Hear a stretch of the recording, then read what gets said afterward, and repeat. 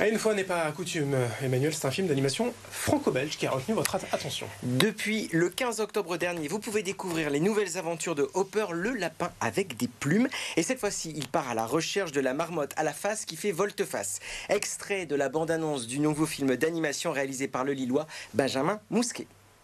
Le plus grand des aventuriers arrive au cinéma. C'est bon les gars, à ta place je ferai particulièrement attention aux cactus pivotants. Action. Tu as sûrement déjà entendu parler de la marmotte à la face qui fait volte-face. On dit que celui qui la possède détient le pouvoir de changer le passé. J'ai passé des années à la recherche d'un indice qui révélerait l'emplacement de la marmotte. C'est quoi ton plan? Trouver la marmotte pour pouvoir sauver notre peuple. Je trouverai la marmotte avant eux. C'est vous la meilleure. Bien joué, boss. Et arrêtez de m'appeler boss. Ok boss. Alors vous avez peut-être vu rapidement dans la bande-annonce le fameux vitrail du musée de la piscine à Roubaix dans cet extrait. Vous avez l'œil, Adrien, un petit clin d'œil volontaire et auquel le réalisateur Benjamin Mousquet a tout de suite pensé quand il a imaginé une salle d'entraînement XXL pour son héros Hopper. Quand il s'est agi de concevoir cet espace, cette pièce dans laquelle Hopper s'entraîne, c'était l'idée d'une pièce tout en longueur, avec cette sorte de tapis roulant au milieu, et presque instantanément, j'ai repensé à cette pièce de la piscine de Roubaix, avec ce magnifique vitrail.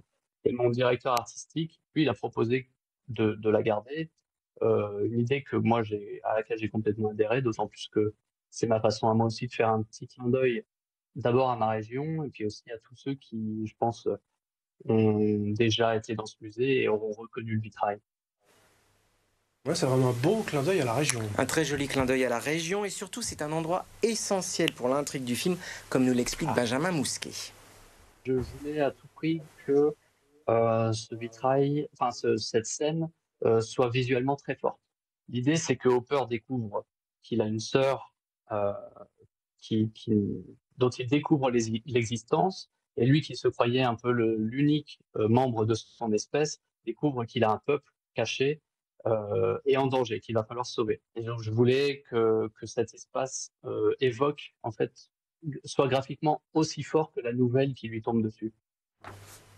Hopper et le secret de la marmotte, c'est une coproduction franco-belge soutenue évidemment par Pictanovo. Pictanovo et la région Hauts-de-France accompagnent donc ce long métrage d'animation coproduit par N-Wave Pictures, la maison de production bruxelloise, et Octopolis.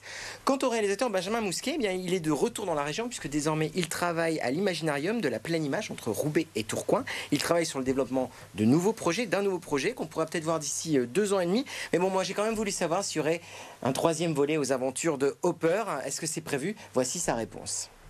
C'est trop tôt pour en parler, c'est pas encore nécessairement d'actualité. Et puis, si j'ai quelque chose à dire, c'est Hopper 2 est toujours en salle. On a déjà fait plus de 700 000 entrées. On est très content, les retours sont très positifs.